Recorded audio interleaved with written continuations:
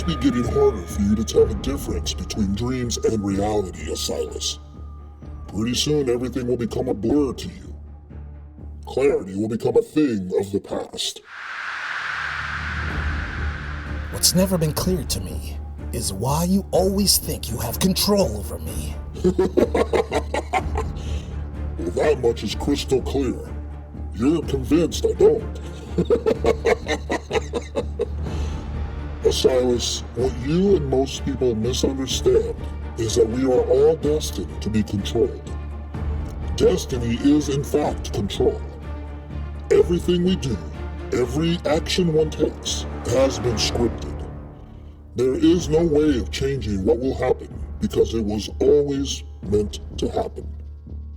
There are some really sick people in this world. They do horrific things.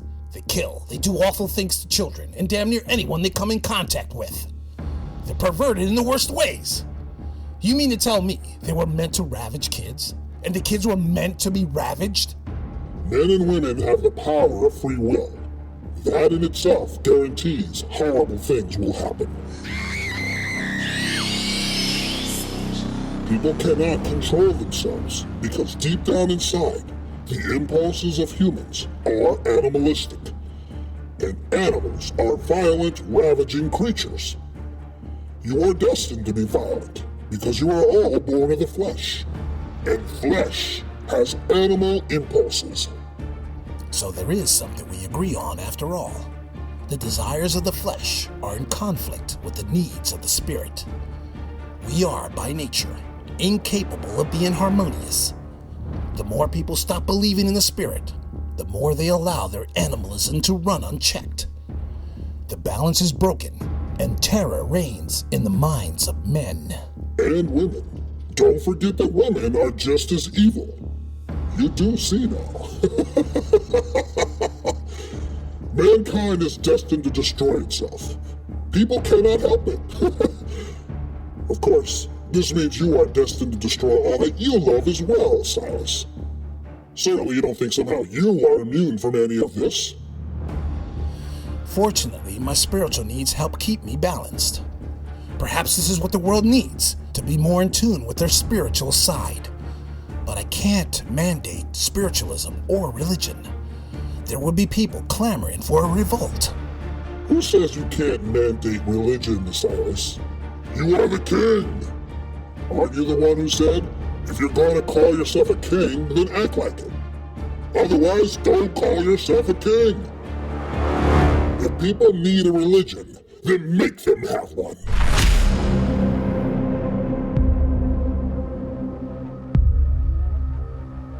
I suppose nothing would make you happier than pushing mankind to do the very thing that puts him in conflict with himself. Too many weak-minded people in the world. This is gonna blow up in my face. This is exactly what the world needs, Silas. I know you won't believe me, but somehow I get the feeling you are about to get some help in that department. Help you never thought was possible.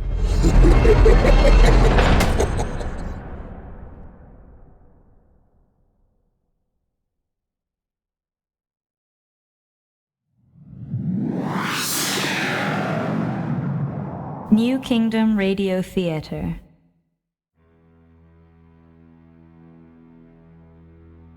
Thank you for letting us in. We are the Haunted Heart, two best friends joined together by a twisted fascination with magic, madness, and the macabre. Join us on our journey, where we are sometimes deep. What? Did the music just cut out? I can't hear it. Kenny, is it? I can't hear it either. Did you not get a clip that was long enough for the promo? Oh, God. Oh, you know what? We're trash talent.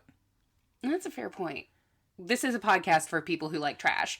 And we are trash. And we like to talk about all things macabre, witchy, true crime, and anything else our little haunted hearts fancy. So join us for new episodes every Wednesday. Tune in to The Haunted Heart wherever you listen to podcasts. And as always, stay spooky.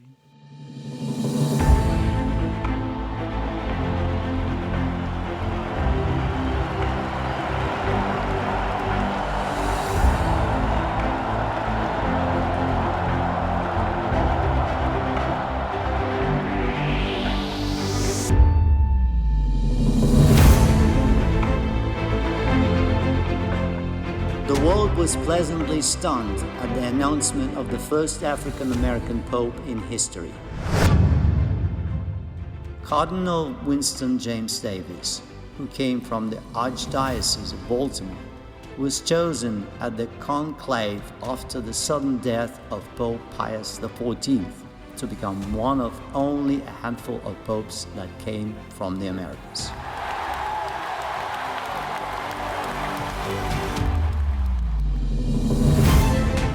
Some said America's influence, and particularly King Silas, had a major hand in the selection of an American pope.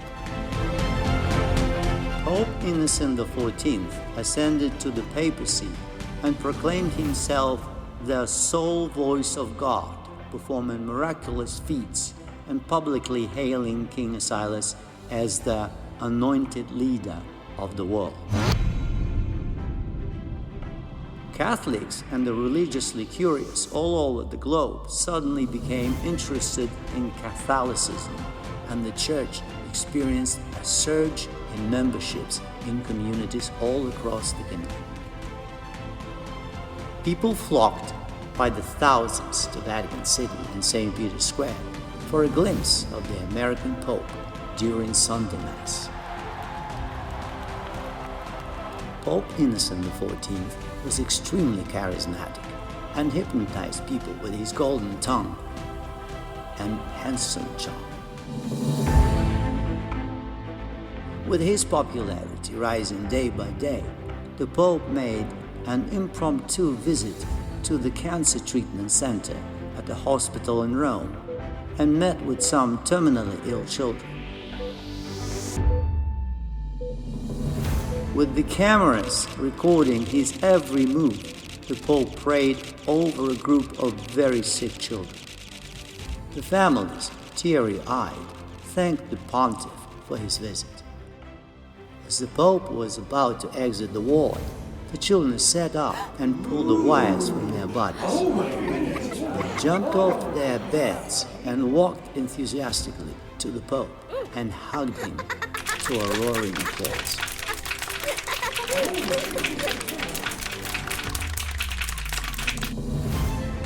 The doctors later announced the children who met with the Pope had been cured of their terminal cancer and were released from the hospital healthier and stronger. Pope Innocent XIV became a sensation on the news all over the world, and the number of those who came to see him at St. Peter's Square grew exponentially.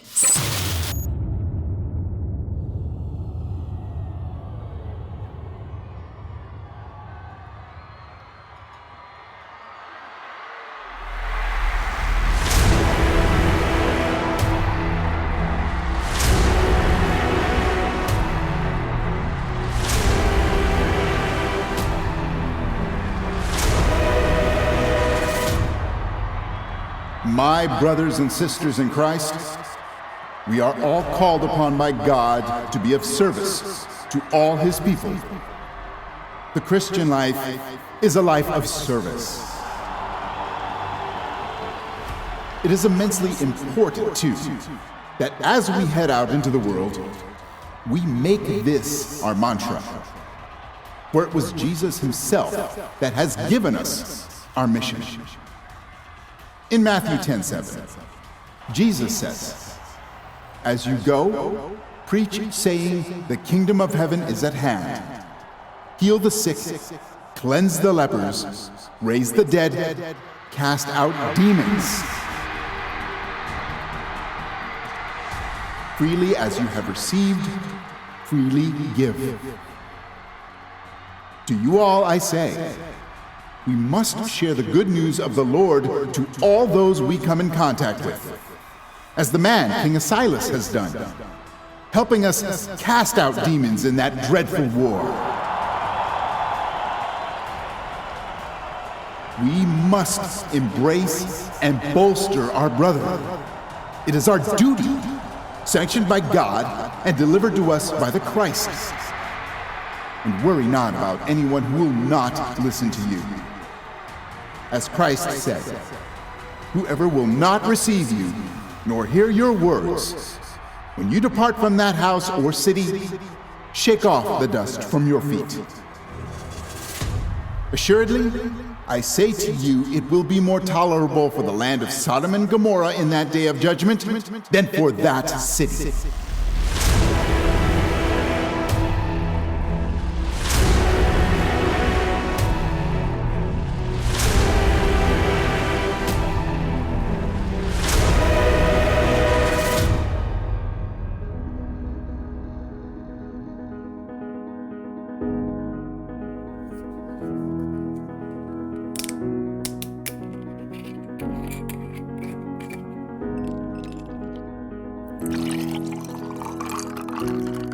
Well, you have to hand it to the new pope. He sure knows how to add sweetener to a sour dish. The people absolutely love him. There has to be a way to utilize him for our cause. Really, sir? By the sound of his homily, it feels like he is already behind you 100%. I bet whatever you ask him to do, he'd help out. I mean, look at the crazy masses of people showing up to St. Peter's Square. People are filling up churches all over the kingdom. This pope is perhaps the most popular pope in history. He probably thinks you helped him achieve that. Let's not get carried away, Quentin. It's still early in his papacy, and it's already a mad rush to make this guy a saint. He is performing miracles, sir. He's healing sick children. People are bringing their sick family members to the doorsteps of the Vatican, begging for the Pope to heal them. It's insane, I know, but he looks like the real thing. He dazzles you, I get it, Quentin. Folks are easily swayed by people who have something they are desperate for. Like heroin addicts, ready to sell their valuables, their children, and their souls even, just to get a hit. Are you saying that the Pope is like a dope dealer? That's a bit harsh, sir. Well, it's going to take a little more than some parlor tricks to convince me that he is doing all this for the betterment of our brothers and sisters, as he calls us. Now, I'm not so sure. Perhaps you should meet with this new Pope. He has been sending invitations since his first day as the Holy See. Yes, I know, Quentin. I've been meaning to answer him and set a date. Of course. But there's just been so much happening here in Israel, so I am sure he understands. But, I can arrange a meeting, sir. And if I may, Your Majesty, I would like to come along. I think you forget sometimes you're not the only one around here that was an altar boy. Are you saying you would do me the favor of setting up a meeting with the first American Pope? That's mighty thoughtful of you. What a great friend you are. I'll get right on it, sir. You do that.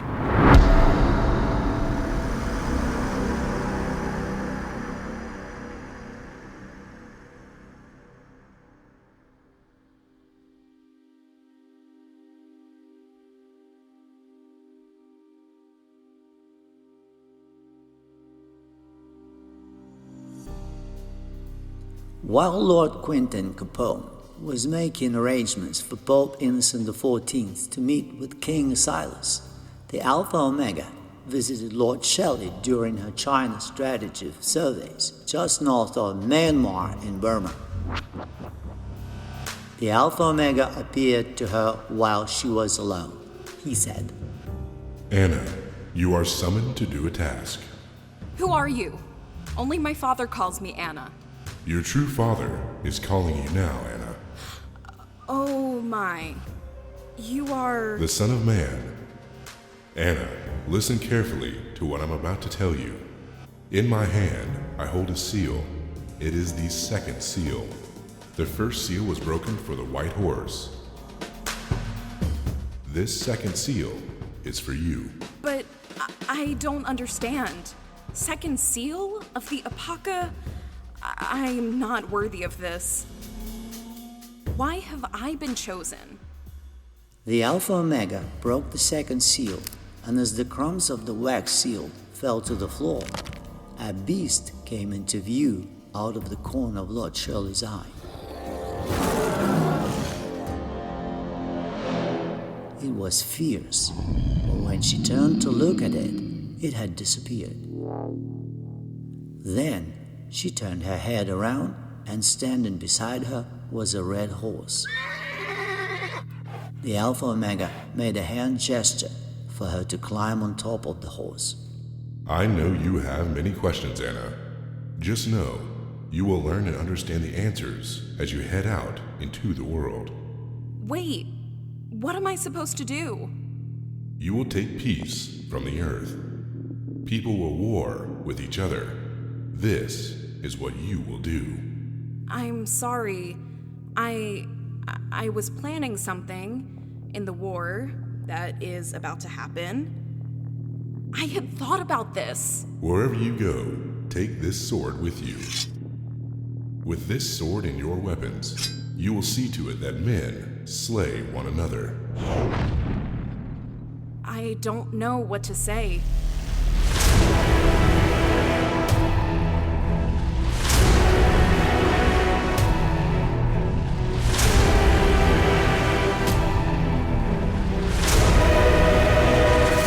I can see your heart, Anna. My Father, the one who sent me, sees your heart as well. This is what must happen. This is your place in the order of the earth. Now, go and do what you have been sent into this world to do.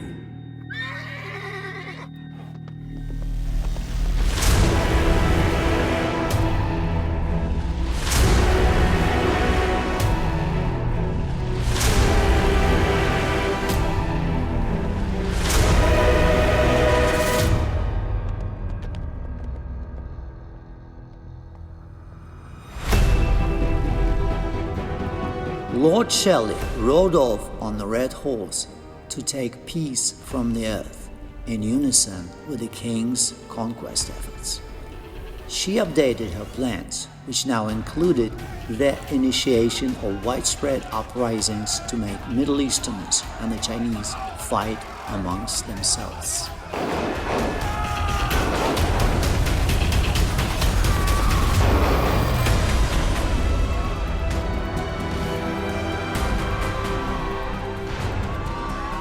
She put together teams of Spartans specially trained in infiltration and sent them into the most populated areas.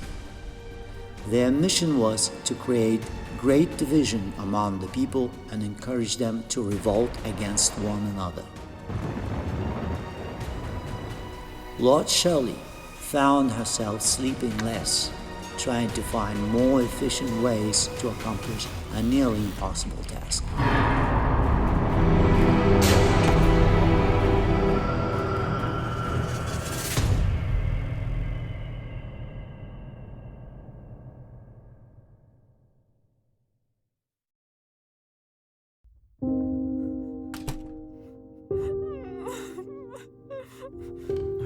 Mother, what's the matter? Why are you crying? Oh, I don't know what's wrong with everything, Jacob. I mean, the whole world is upside down. But people smile and carry on like millions didn't die. People just pick up after one atrocity after another on the news. All over the world. But me, heck, what does the Queen of America have to complain about, right? I don't understand what you mean, Mother. I'm confused. Of course you are. You are a man. And you are so young. You don't know too much yet. You've been too sheltered to know what really happens outside these castle walls. Hey, come on, Mom. I've been trying really hard to keep things in order while Father's away. He has a lot on his mind, and his hands are tied. But I have things under control here. Oh, son. No one has control of anything. Least of all your father. He can't control himself either. He and that monstrous woman, Lord Shelley. Ugh, just saying her name makes me sick. Lord Shelley? What about her? You're so naive, Jacob. Everybody walks around like the mighty King of Silas can do no wrong. He loves his family, his queen, and blah, blah, blah. He's just another pig like all men are. Mom, have you been drinking? Oh my, gee, you've been drinking. Listen, I don't know what you're talking about, But let me get you some water and... I don't want any damn water. I want your father to get rid of Lord Shelley. I hate her. You hate Lord Shelley? Why? Because she's a pig, just like your father. You're really not making any sense, Mother. Jesus, do I have to spell it out for you, Jacob? Your father is having an affair with that pig, Lord Shelley. My father and Lord Shelley? No, that's not possible. There's no way. It's true. I know it's true. How do you know this? 2 Spartan guards were joking about it, here at the castle. They were sweeping for listening devices or something, and they think I didn't hear them. The nerve of those jarheads, no respect at all. Talking like that within these halls. They have no respect for their queen. Why? Why, Jacob? Why did your father do this? And why with her? She's so disgusting. Come here, Mom. We'll figure out what's going on and get to the bottom of this.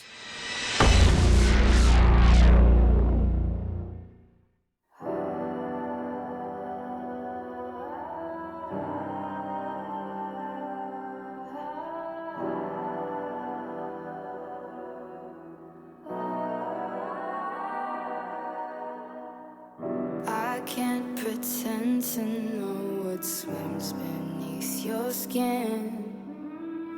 I don't know when you sleep or where.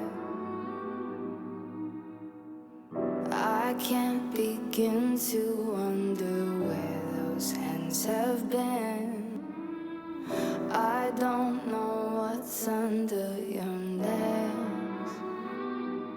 I don't care if it's blood. I don't care if it's ink.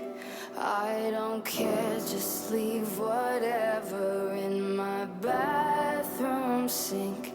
If I get blood in your hair, if I get ink on your chest, I don't care, just wear whatever. I think you look your best, but as much as I believe you'll marry me, your body is the crowbar in between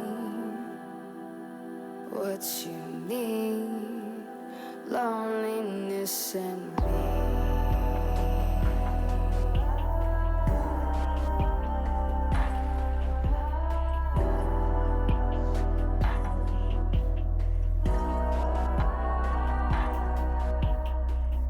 If you're a man who makes a living in the mines, your wife's no stranger to the stains.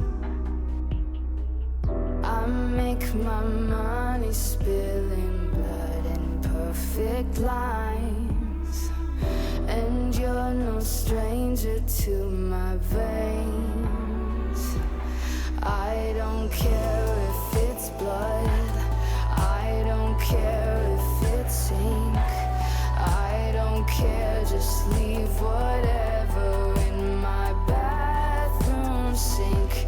If I get blood in your hair, if I get ink on your chest, I don't care, just wear whatever. I think you look your best, but as much as I believe you'll marry me, your body is the crowbar in between what you need, loneliness and me.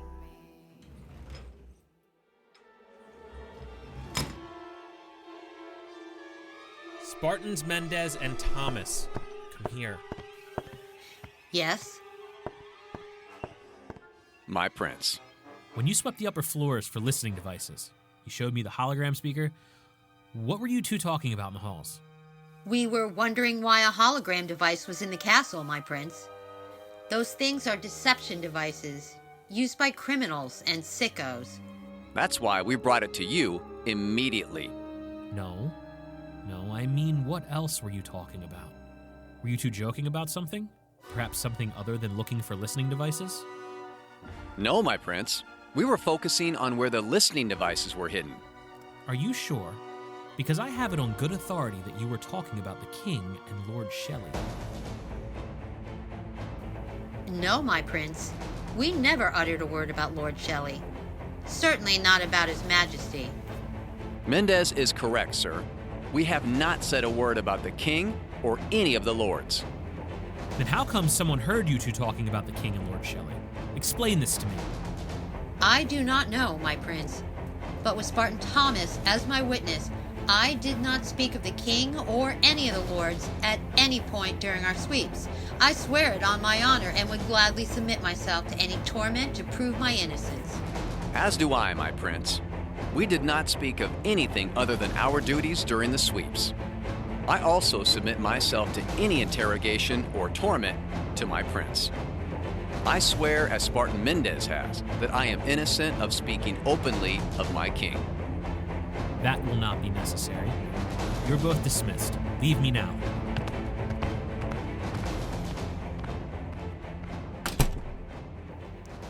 Something is very wrong here. Spartans are not capable of lying to their commanders, let alone their prince. It just doesn't make any sense. Could it be my mother's lying? But why? No, that isn't possible. She has no reason to lie. Something very evil is lurking about in these walls. Maybe that hologram speaker was used before they retrieved it. But by who? I have to let my father know of this.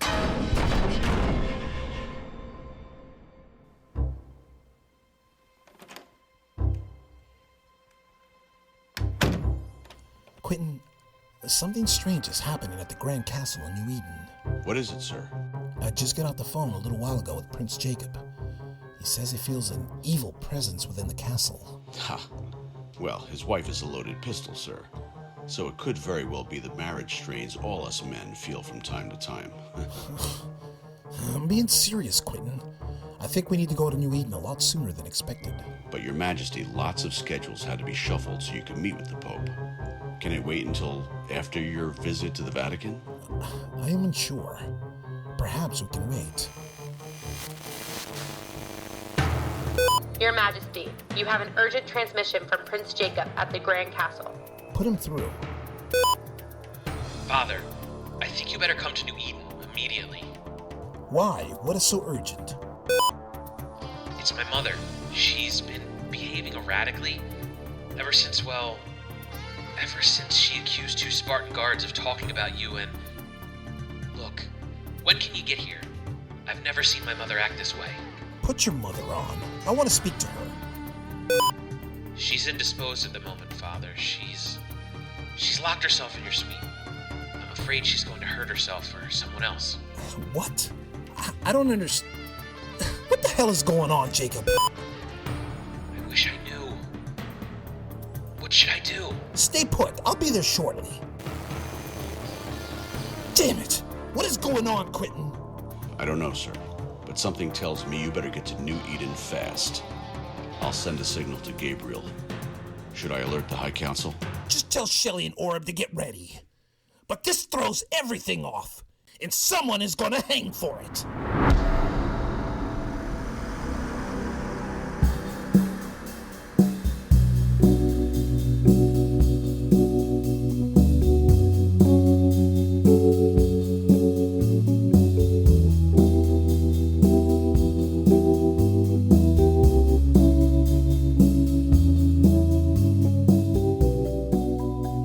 Listening to The Rise of King Asilas, Episode 32, The Red Horse, starring J.V. Torres as King Asilas and Beals, David S. Deere as Pope Innocent XIV, Dominic Notaro as Prince Jacob, John Toby as Lord Quentin Capone, Jordan Blum as the Alpha Omega, Shane Meister as Lord Anna Patricia Shelley, Lynn Spencer as Spartan Mendez, Tim Long as Spartan Thomas, Megan White as Command Operator, and narrated by Sergei Bereshnikov. This episode features the song Loneliness and Me by Wolfie. Download the music of Wolfie on bandcamp.com today. For more information about the cast, the music, or other contributors to this production, please visit us at www.theriseofkingasilas.com for a full list on our Season 3 episode page. And now, a word from our podcast friends. Have you ever been reading through a stack of comics and thought, maybe I should see what this Arkham Asylum game is all about? Or been playing Marvel vs. Capcom and felt like you were at a real disadvantage since you didn't know who half the characters were? Well, Play Comics is the show for you.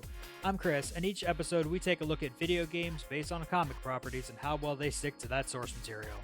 So whether you know the comics and want to know how all these games work, or you know the games and want to find out where all this craziness came from, go check out Play Comics at playcomics.com or wherever you find your favorite podcasts. This has been a production of the New Kingdom Radio Theater in Baltimore, Maryland. Copyright 2019. And now, stay tuned for episode 33.